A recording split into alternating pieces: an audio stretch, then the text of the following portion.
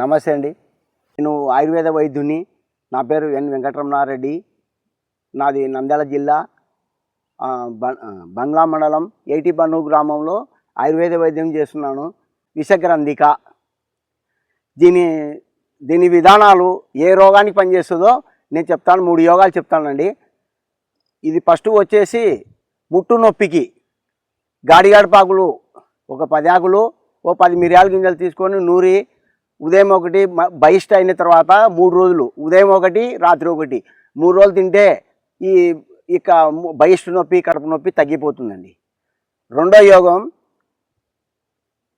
పాము కాటుకు ఈ మిరియాలు, ఈ గాడిగడపాకు ఆకులు, మిరియాలు, ఎల్లిపాయలు ఈ 3 తీసుకొని మెత్త నూరుకొని దాని రసం తాగితే పాము కాటు నుంచి విముక్తి పొందుతారండి.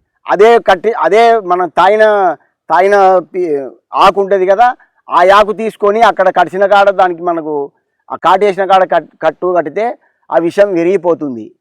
కానీ ప్రథమ శిక్ష మాత్రం జరుగుతుందండి. తర్వాత వచ్చేసి మనకు సోరియాసిస్ అనే జబ్బు ఏ మందుకు లొంగదు. అటువంటప్పుడు ఈ గాడిగడపాకులు తీసుకొని దాంట్లో మిరియాలు, పసుపు గోమూత్రంతో నూరి ఆముదంతో వెచ్చజేసి రోజు పూసుకుంటూ ఉంటే ఈ సోరియాసిస్ వ్యాధి అనేది మనకు 2-3 నెలల పతనం అయిపోతుంది ఈ గాడిగడపాకు వల్ల.